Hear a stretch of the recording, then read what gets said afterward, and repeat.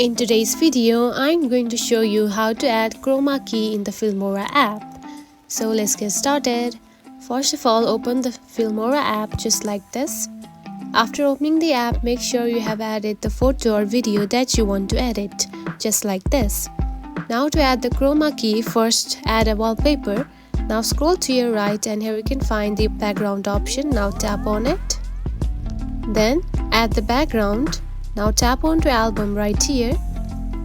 Now choose one background just like this and add it. And now you can see the background has been added. Now tap onto the check mark. Now to add the Chroma Key, tap onto video track just like this. Then scroll to your right and here you can find the smart cutout option right here. Now open it. Then here you can find the Chroma Key right here. Now select it. Now simply drag to select the color just like this. Now tap onto this circle just like this. And now here you can see the green screen effect has been added and tap onto the check mark. And now you can see the Chroma Key effect has been added. And that's it.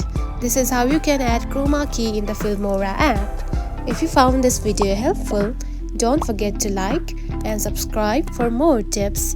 Thanks for watching.